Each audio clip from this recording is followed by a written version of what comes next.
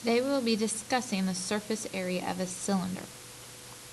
Remember, the surface area is the sum of all of the areas. So if we look at the surface area of a cylinder, remember we would take the area of the base, and in this case the base is made up of two circles, and the area of a circle is pi times radius squared. So we take 2 times the area of the circle, plus the other surface is the curved surface. So this part represents the curved surface, which I think is a little bit harder to understand. So remember, if we take the net of our curved surface, it's actually a rectangle. Well, this is representing the height of the cylinder. And if I look here, the curved surface follows the side of the circle. So this is actually going to be the circumference of the circle.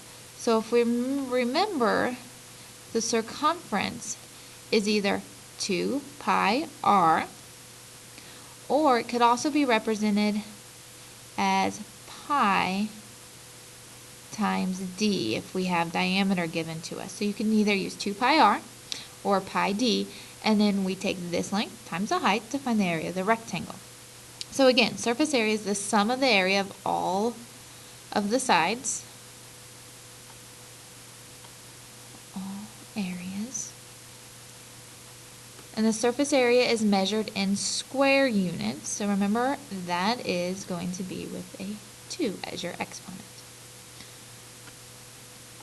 So if we calculate it given the radius and the height, remember the area of the base, we have two circles, so it's 2 pi times radius squared plus the area of the curved surface, which is 2 pi r for circumference, times the height. And we're going to use 2 pi r because radius is already given to us. So if I look here, we have 2 times 3.14 times the radius here, which is 4 squared, plus 2 times pi, again 3.14, times radius, which is 4, times the height, which is 15.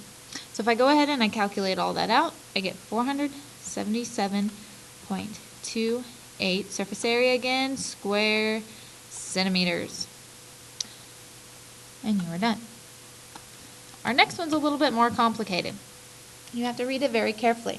It says the area of the curved surface is 12 pi. Well, and we know that the height is 2.5, and we want to know what the radius is. So we know the curved surface part of our formula is 2 pi r times h. That was the area of the curved surface. Curved surface. So now what we're going to do is we're going to plug in what we know and figure out the radius. So we know it says 2 pi, and I'm leaving it as pi this time because the area of the curved surface up here is given to me in form of pi, so it's 12 pi, so I'm going to leave pi as pi. I know I'm looking for the radius, but I know the height is 2.5. That's equal to the area of the curved surface, which up here it says it's 12 pi, so it's in terms of pi. Now I know I need to get the radius by itself, so I need to simplify this left-hand side first.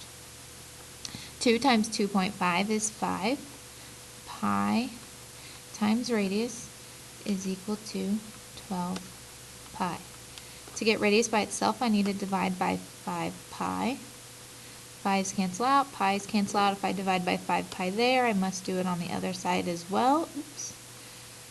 The pi's cancel out, so now I'm left with r is equal to 12 divided by 5.